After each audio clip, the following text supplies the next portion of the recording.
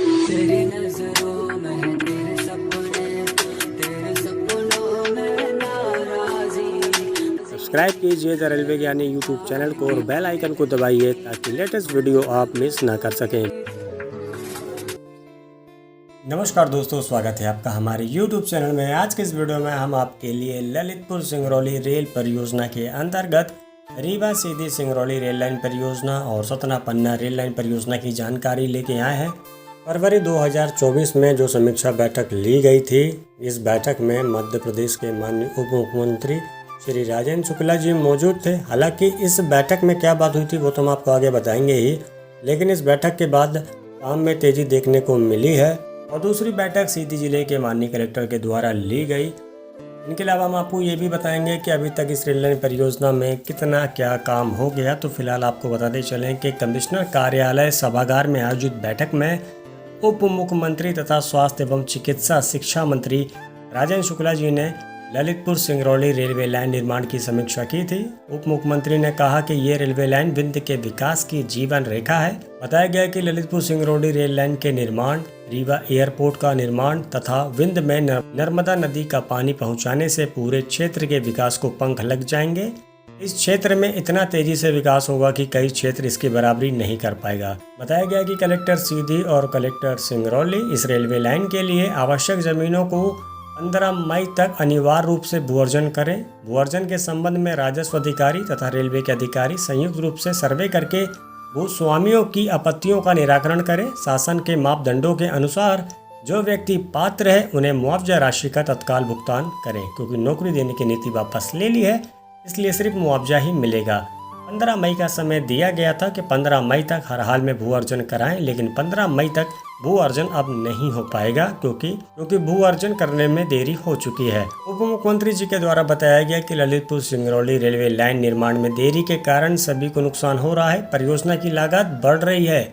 Railway line का निर्माण समय पर पूरा हो जाता तो इस पूरे क्षेत्र में उद्योग, पर्यटन, चिकित्सा तथा सभी क्षेत्रों में तेजी से विकास होता। भू अर्जन की कार्यवाही पूरा होने तक रेलवे के अधिकारी निर्माण कार्यों के टेंडर की कार्यवाही पूरी कर ले। रेलवे लाइन में बनने वाली टनल, बड़े पुल, रेलवे स्टेशन तथा अन्य बड़े निर्माण कार्यों के टेंडर की कार्यवाही 3 महीने के अंदर पूरा कर लें, जिससे जमीन का अधिग्रहण होते ही निर्माण कार्य तेजी से शुरू हो जाए। भू अर्जन में किसी भी तरह की बाधा आने पर संबंधित जिले के कलेक्टर को सूचना दें। यदि कोई भी व्यक्ति अवैध तरीके से निर्माण कार्यों में बाधा पहुंचाने का प्रयास करता है तो कानून और व्यवस्था बनाए रखने के लिए आवश्यक कार्यवाही करें। इस बैठक में रीवा संभाग के कमिश्नर ने कहा कि रेलवे के अधिकारी गोविंदगढ़ से सीधी तक का निर्माण कार्य तेजी से कराएं। कलेक्टर सिंगरौली 4 गाँव के छूटे हुए किसानों के भू अर्जन की कार्यवाही जल्द से जल्द पूरी करें। कलेक्टर सिंगरौली धारा 11 की कार्यवाही की तिथि को आधार मानते हुए रेलवे अधिकारियों के साथ मिलकर शेष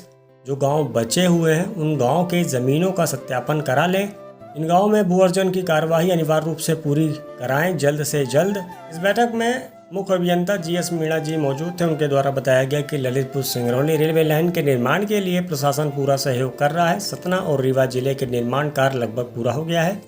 सीधी जिले में निर्माण कार्य तेजी से किया जा रहा है। पटना से सतना के बीच भी निर्माण कार्य तेजी से किया जा रहा है। जी हाँ, बात कर रहे हैं आपसे पन्ना सतना रेल मार्ग की, जिसमें बताया गया कि पन्ना से सतना के बीच में निर्माण कार्य कराया जा रहा है। बताया गया कि अब इस रेल लाइन परियोजना को वर्ष 2026-27 तक पूरा करने का लक्ष्य निर्धारित किया गया है। बताया गया कि इस परियोजना को 15 सितंबर से पूरी तरीके से तेज कर दिया जाएगा। इनके अलावा आपको बताते चलें कि 2 मई 2024 को सीधी कलेक्टर के द्वारा एक मीटिंग ली गई थी। इस मीटिंग में माननीय कलेक्टर सौरचित सोमवंशी द्वारा रेलवे, लोक निर्माण विभाग एवं जल संसाधन विभाग के विभिन्न कार्यों के भू अर्जन के प्रगति की विस्तृत समीक्षा की गई।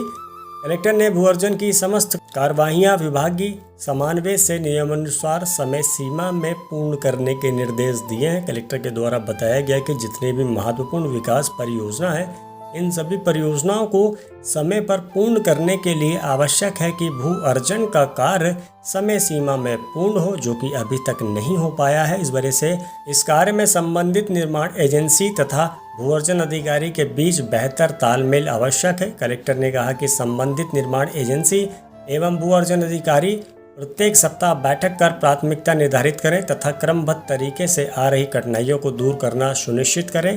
कलेक्टर ने आगामी 15 दिवस में सभी परियोजना के भू अर्जन में अपेक्षित प्रगति लाने के निर्देश दिए हैं। आपको बताते चलें कि इस रेल लाइन परियोजना में अब गवर्नमेंट का लक्ष्य है कि जल्द से जल्द 100% भू अर्जन हो जाए। इसके लिए अब काम तेजी से किया जा रहा है।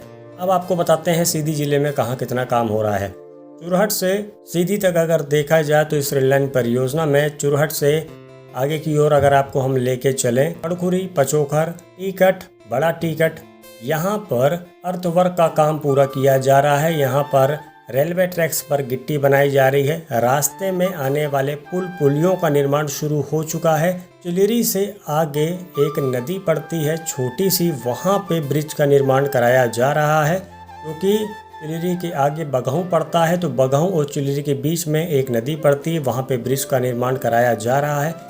इनके अलावा मरवा में भी लेवलिंग का काम पूरी तरीके से किया जा रहा है। टनल बन के तैयार हो चुकी हैं, यानी कि काम की गति अब देखने को मिल रही है। बहुत जल्दी आपको अब लाइव वीडियो देखने को मिलने वाली है। तो फिलहाल आप सभी जुड़े रहिए हमसे हमारे यूट्यूब चैनल द रेलवे ज्ञानी के माध्यम से। तो फिलहाल जैसे ही किसी भी प्रकार की कोई भी लेटेस्ट इन्फॉर्मेशन आएगी वीडियो के माध्यम से आपको जरूर अवगत कराएंगे। बस आज के वीडियो में इतना ही। बहुत बहुत शुक्रिया वीडियो देखने के लिए।